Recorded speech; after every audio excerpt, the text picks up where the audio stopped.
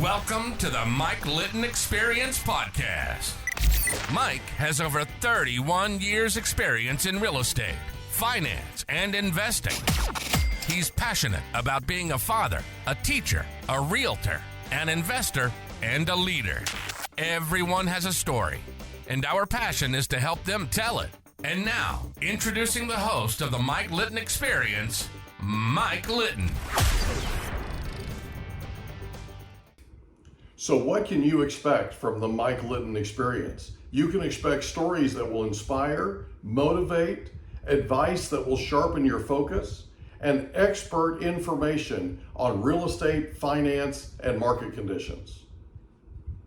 And our actions go into is our media. How are we getting our message out? And that's why we're really big on the mindset the first thing in the morning, because you got to get your mind right. You got to get your day right before you can bring that as salespeople to anybody, because people smell the BS. They know if I get told all the time, we have a positive attitude. We're always upbeat. And it's like, well, yeah, because what else am I?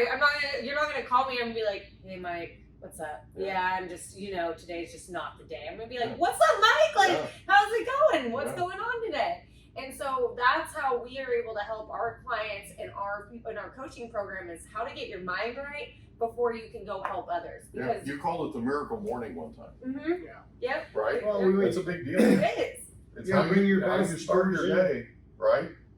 Well, you work your mind, you work your body, you work your mind, work your spirit. How do you do that? Do some breathing, get quiet. The brain needs a recess and a rest too. We do that with box breathing and other methods. Working your mind. Get on a positive podcast. Get on some Ed Milet. Get on some Rob Dial. Get on some, Mike Litton Experience, right? Thank you for the shameless plug. I Absolutely. appreciate that. Or read books. I read the Daily Stoic. I read Comfortable with Uncertainty. It's a Buddhist book. I read the Bible, and then I work out on the Peloton. Yes, I should be a sponsor. You should. He really should. You're selling some today, baby. Ryan doesn't text us back for if there's like a 30-minute delay in Ryan's text, Katie and her team, she'll go and check the Peloton app and be like, he'll be on the bike for another 15 minutes. At least we know where he's at. It's better than him being in a bar. I'll take him on the Peloton versus 15 minutes. If you're going to have a choice, right? I mean, everybody has their coping mechanism. Mine is now exercise. That's how I stop the crazy, right? But whatever you have to do, have a morning routine. If you got to wake up 15 minutes earlier and then condition yourself to wake up 15 minutes earlier than that, give yourself a little time and space. Because I got a crazy house full of 4 kids, and they've all got places to be. So I get up early when it's still quiet, and I know you get up early so you walk the dog and do your readings and cherish that time. Find your time, and be selfish with that. Self-care is not selfish, right? But you have to create the time. And and some days today, my best was a 6. A lot of days I'm a 15. Like, I'm pretty optimistic guy. Today was like, I just wasn't feeling it. But I guarantee I got out of bed at a 2. So I got myself out and got the routine and got myself to a better place by moving my body, moving my mind, moving my soul. I do a lot of reading. I don't do a lot of news. With the NFL going on, I do a little bit more sports news today. ESPN news. I'm a bit of addicted to the NFL. But and that's just about your personal journey.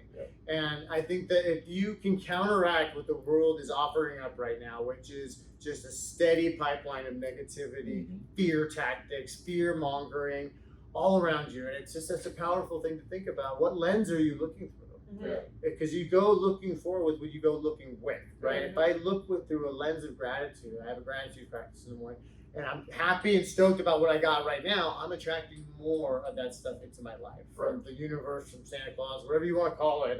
It's like I'm operating a real thing. I'm operating at a frequency that is attracting things. If I'm down here and saying, "Oh, FML, I don't want to get out of bed," I'm attracting things at that frequency too. Right. So it's critical to get on that level, get yourself going, and I think then you have something to offer the world, right? I've got something to inject energy into a situation instead of being an energy vampire. And that all has to do with mindset. And then the mission in the media is kind of the easy part. Like, hey, what problem do you solve in the world?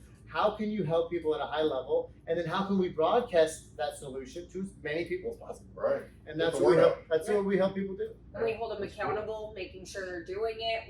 We're their accountability, because it's, you know, easy not to go to the gym when nobody's waiting for you, right? Like if it's like 6 a.m., I don't wake up in the morning and fist pump to go to the gym at 6 a.m. I'm not like, yes, I get to go lift weights right now. But once I get there and I have people waiting for me, I work out with a girl almost every morning where they're at the same time every day together.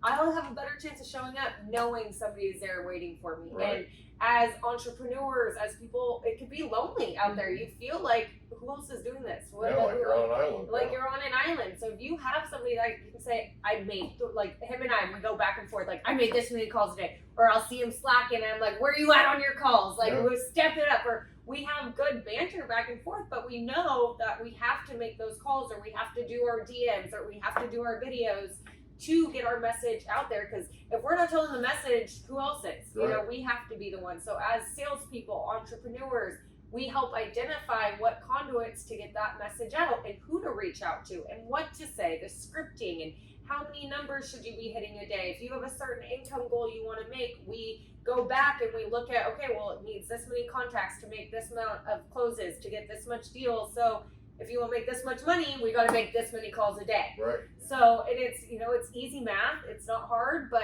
we have to be able to hold each other accountable. And that's where the real stickiness is. Because if you tell us, hey, I'm doing this on Monday, this on Tuesday, on Wednesday, and then you meet with us on Thursday and we're like, you didn't do any of it. Who did you really let down? You didn't let us down because we're still going to do the same things. You're letting yourself down. And that, I think, is more important than letting anybody else down. It's letting yourself down. Yeah. So that's where we hold people accountable. Yeah, and the best thing about you guys holding them accountable is they don't want to let you down. It's like not showing up at the gym, right? Exactly. You don't show up at the gym, but your workout partner did, right? And you feel terrible. Yep. Okay, that's a big part of what you guys bring to the table. That's a big value. It really is. Well, it's hard because we don't have these like giant. We don't have all the answers. We're very much in the mix. We still do all the things that we teach. So it's not like we're walking around thinking we have all the answers, but we do notice that we might have some clues, or be able to help somebody who's 6 paces back on the path from where we're at. And if we can help it shorten that person's journey a little bit, or shorten their learning curve, or give them a little hope, you know, it's like the recovery journey, the business journey, they're similar. There's ups and downs and challenges. They really are. And the only way is through, right? I mean, I've tried to dig under it and go around and over it. It's just, you got to go through it because it has a lesson in that piece of adversity that's preparing you for the next piece of adversity and the next. And there, you can't cheat that test system, right? You've got to get the lesson by going through the piece of adversity. And we can help I think we can shine a light on the pathway for others that are behind us on the pathway, just however far.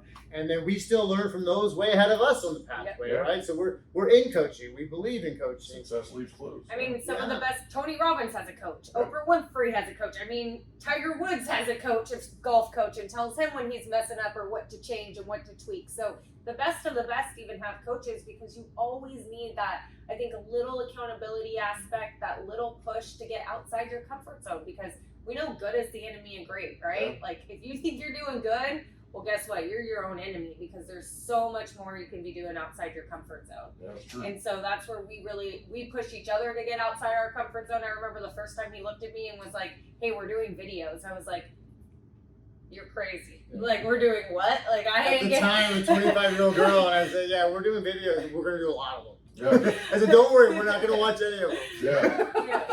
But I think it's important to have those people to push you outside of your comfort zone. And like Ryan mentioned, we have coaches, and you know, we've rise to the top for F&F for some of the top. I mean, I guess I have to say a little shameless plug a little bit. Shameless plug. We've risen to the top of F&F out of the entire F&F family, like nationwide. We've made some of the best title people out there, and that's not just because we're, you know, I think we're pretty good looking and we're pretty funny. But it's not because of that. It's because we work hard. We show up every single damn day. Like when we don't want to, we still show up, and we still are there to help our clients, because when going back to what Ryan said earlier, when we can help others, we get out of our shit. I stopped thinking about how shitty my morning was, or, you know, my dog pissed on my bed, or whatever it may be. I stopped thinking about that because now I am helping someone else overcome their problems. So my problems don't matter. You're immersed in serving others.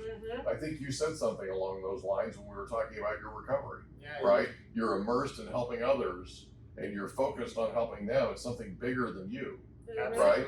That's a big deal. Well, when you see a client that's completely disillusioned, and we've had people in this room that are saying, that's it, I'm going to get a job, I'm out of this is a crazy business, I make $40,000 1 month, I make nothing for 3 months, I can't do it.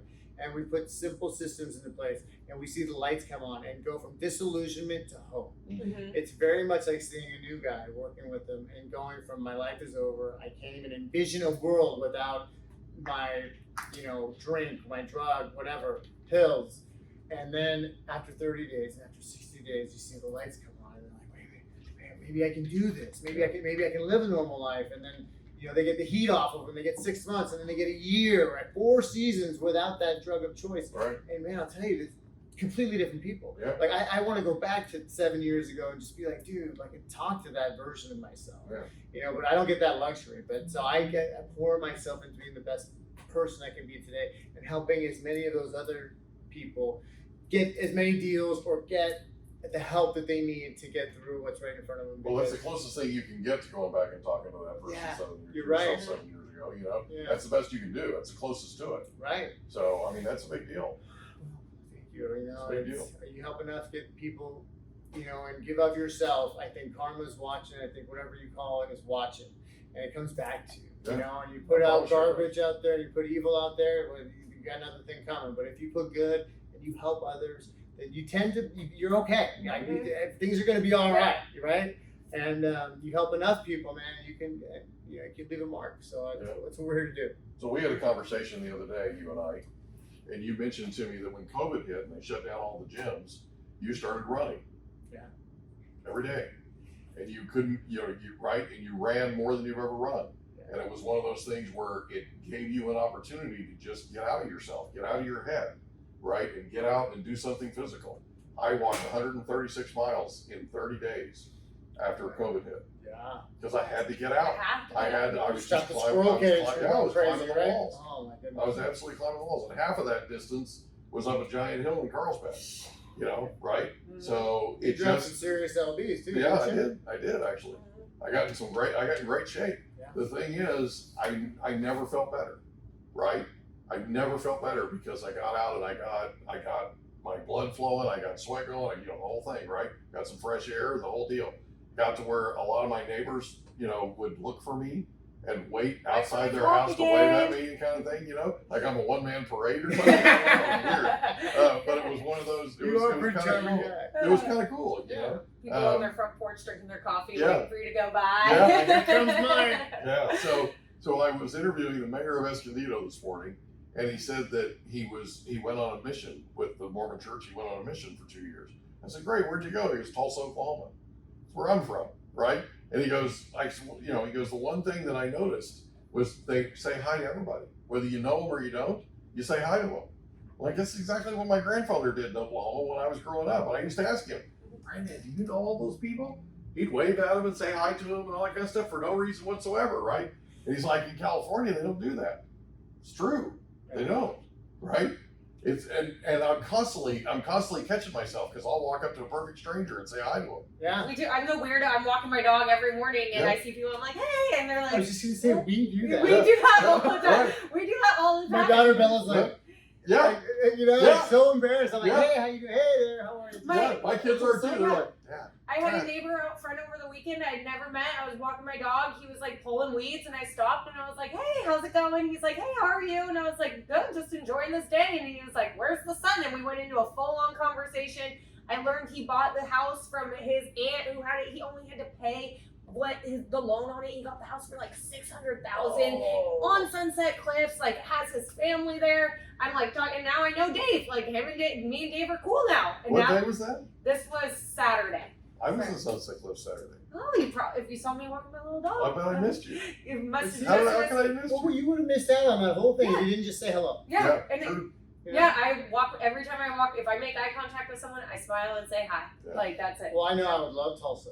You guys, Tulsa, good people. Yeah, they're good people. They really We are. won't feel so out of place there. We'll wave. Yeah, we'll do our waves. you'll fit right in, I promise. That was kind of cool. Yeah. But I think there's something to think about here. When COVID hit, it really rocked people's worlds. It rocked mine.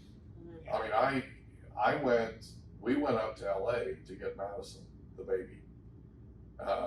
and we got to an area on I-5 where Norwalk is, where it's just a natural bottleneck. It's stopped, traffic stopped every single time.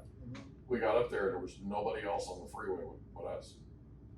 You couldn't see a single car. I actually took a photo of the freeway because there was nobody. I mean, we got up there an hour and 23 minutes, got back in an hour and 22 minutes. That never happened. No. Downtown LA. We went No. up to downtown LA, grabbed her and brought her back. Yeah. There was no traffic, you guys. And I was like, And that got to people, right? Because it was eerie. I mean, it was, right? And nobody knew what was going to happen next. And it just, okay, you made it through that. Okay? That's a big deal, man. That's a big deal. It really was very fortunate to have a program of recovery that I had repetitive processes and things that I had put in that would counteract. But that's something to be proud of. You know what I mean? Thank you. Because a lot of people, I mean, we still are meeting people today that developed a substance abuse issue, challenge or problem during that time because of what happened. The biggest message I can give anybody who's going through that is you're not alone. Yeah. You feel so ashamed, and they call them a joke. They call them shame overs, Yeah. But a lot of people have turned to that and turned to escapism as the answer to whatever form of anxiety is coming from.